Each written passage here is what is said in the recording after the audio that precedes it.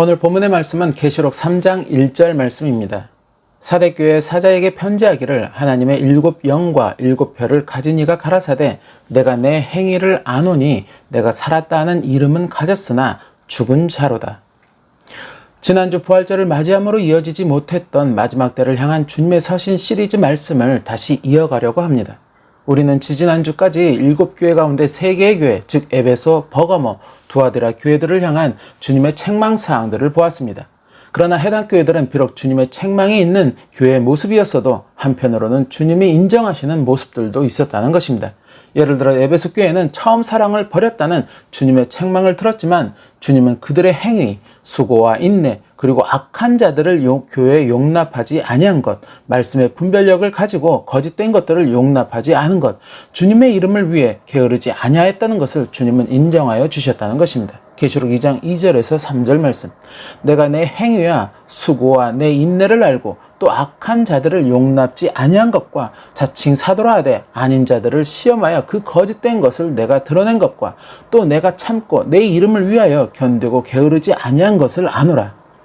또한 버가모 교회는 발람의 교훈과 니골라당의 교훈을 따르고 있다는 책망을 들었지만 사단의 위에 있으면서도, 즉 우상 숭배에 대한 강력한 압박을 받으면서도 그것에 굴하지 않고 주님을 향한 믿음을 지키고 있음을 주님은 인정하여 주셨다는 것입니다. 계시록 2장 13절 말씀.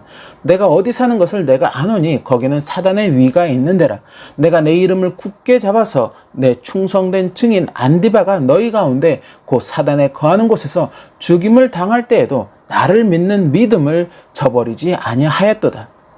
그리고 지지난주 두아디라 교회는 교회에 이세벨을 용납하였다는 책망을 들었지만 반면에 주님을 위한 행위, 그리고 복음에 합당한 사랑과 믿음, 섬김과 인내를 인정하여 주셨다는 것입니다. 더불어 주님께서 기뻐하는 그러한 행위들이 나날이 더 쌓여져 가고 있음을 주님은 칭찬하여 주셨다는 것입니다. 계시록 2장 19절 말씀.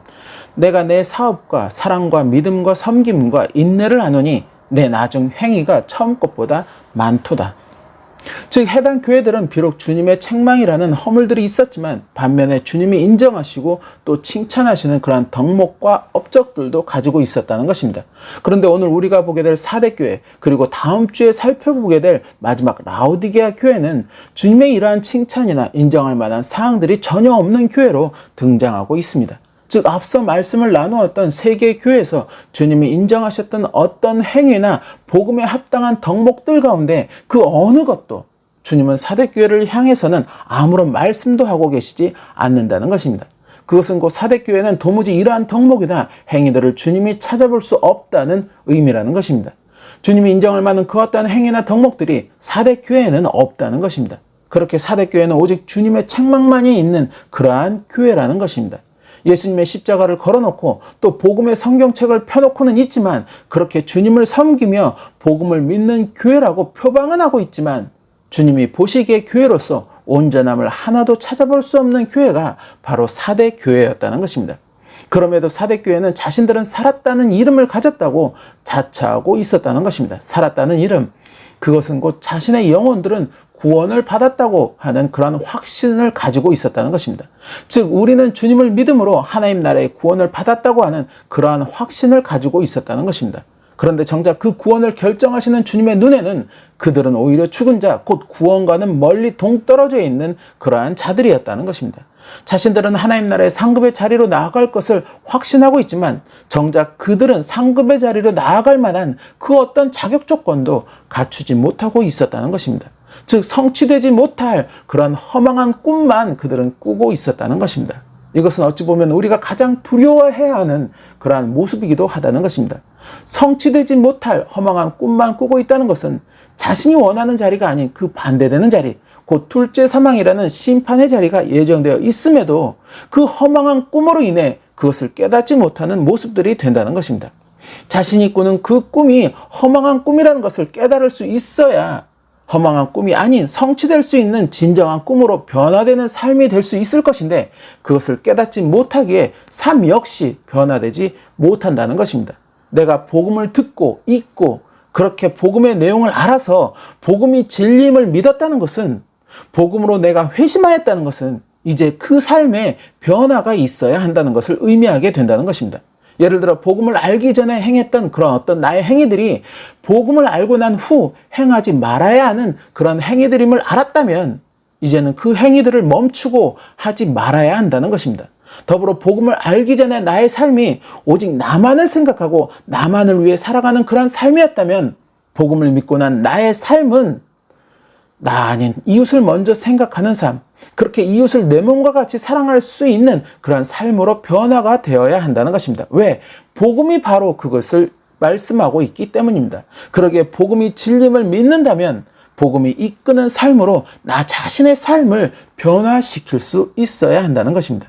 그렇게 복음이 이끄는 삶으로 변화되는 삶을 살아갈 때 주님이 인정하시는 그런 행위들이 또 복음에 합당한 사랑과 섬김 그리고 수고와 인내의 그런 모습들이 그 삶에서 나타날 수 있게 된다는 것입니다.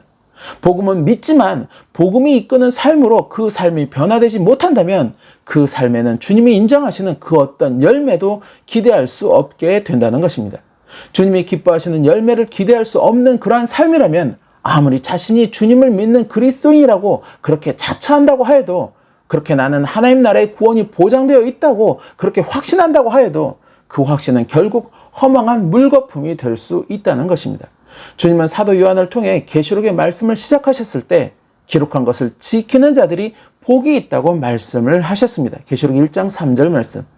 이 예언의 말씀을 읽는 자와 듣는 자들과 그 가운데 기록한 것을 지키는 자들이 복이 있나니 때가 가까움이라.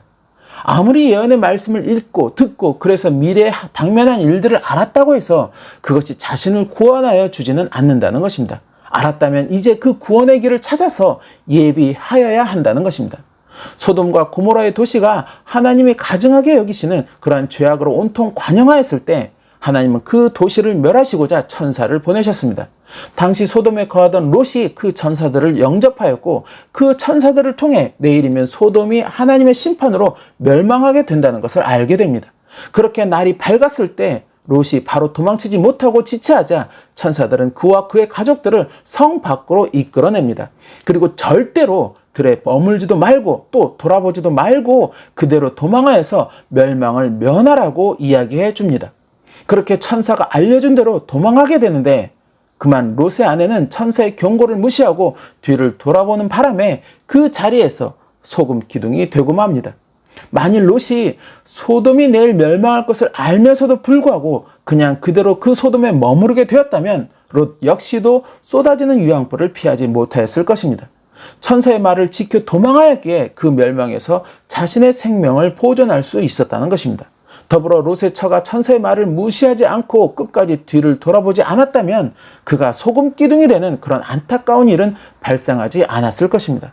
아는 것을 지켜야 결국에 목적한 것을 성취할 수 있게 된다는 것입니다. 야고보서를 기록한 야고보 기자는 행함이 없는 믿음은 죽은 믿음이라고 이야기하고 있습니다. 더불어 진정한 믿음은 행함으로 온전해질 수 있다고 또한 이야기하고 있다는 것입니다. 야고보서 2장 17절 말씀. 이와 같이 행함이 없는 믿음은 그 자체가 죽은 것이라. 그리고 2장 22절 말씀. 내가 보거니와 믿음이 그의 행함과 함께 일하고 행함으로 믿음이 온전케 되었느니라.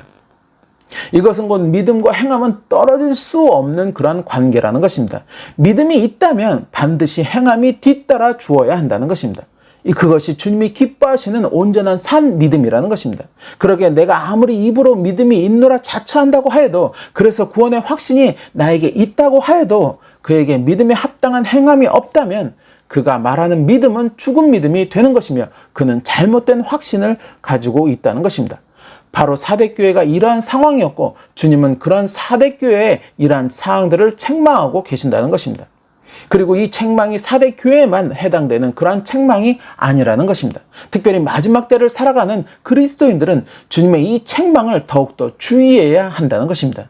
내가 주님 앞에 서는 그날이 가까워지고 있는 이때에 과연 나의 믿음은 살아있는 믿음인가 점검할 수 있어야 한다는 것입니다. 주님을 향한 믿음이 있노라 이야기는 하는데 주일이면 교회에 참석하여서 찬송도 부르고 기도도 드리며 그렇게 예배를 드리지만 과연 나에게 믿음에 합당한 그런 행위들이 있는 것인지 돌아보아야 한다는 것입니다. 그렇게 내가 살아있는 믿음을 지금 소유하고 있는지 그렇지 못하고 있는지를 살필 수 있어야 한다는 것입니다. 내가 주님이 기뻐하시는 살아있는 믿음이 되지 못하고 있다면 이제라도 믿음에 합당한 행함이 있는 그러한 믿음의 삶으로 나의 삶을 바꾸어 나아가야 한다는 것입니다. 주님은 사대교회를 향하여 말씀하여 주셨습니다. 계시록 3장 2절 말씀. 너는 일 깨워 그 남은 바 죽게 된 것을 굳게 하라. 내 하나님 앞에 내 행위에 온전한 것을 찾지 못하였느니. 남은 바 죽게 된 것을 굳게 하라. 이 말씀은 아직 완전히 죽은 믿음은 아니라는 것입니다. 그러나 곧 완전히 죽을 수도 있다는 것입니다. 즉 주님을 향한 너의 믿음이 완전히 죽은 믿음이 되기 전에 회개하여 주님이 기뻐하시는 살아있는 믿음으로 회복하라는 것입니다. 내 마음에 믿음의 부흥을 일으키라는 것입니다. 그렇게 주님이 기뻐하시는 열매를 맺는 그런 행함이 있는 믿음으로 너의 믿음을 변화시키라는 것입니다. 그렇지 않으면 주님이 도적같이 내 앞에 임하시겠다고 경고하시고 있다는 것입니다. 계시록 3장 3절 말씀. 그러므로 내가 어떻게 받았으며 어떻게 들었는지 생각하고 지키어 회개하라. 만일 일 깨지 아니하면 내가 도적같이 이르리니 어느 시에 내가 임할는지 내가 알지 못하리라. 주님의 이 경고는 지금처럼 내가 죽은 믿음으로 있을 때 주님을 맞이하게 된다면 또는 주님 앞에 내가 서게 된다면 그때 나에게 주어지는 결과는 불보듯 뻔한 것이 된다는 것입니다. 죽은 믿음을 가진 자에게 상급의 자리는 결코 부여되지 않는다는 것입니다. 상급의 자리가 부여되지 않으면 결국 남은 자리는 영원한 형벌의 자리밖에는 없다는 것입니다. 즉 내가 지금 이 죽은 믿음으로 그대로 있으면 그때 내 자리는 형벌의 자리가 될 것이라는 것을 주님은 경고하고 계신다는 것입니다.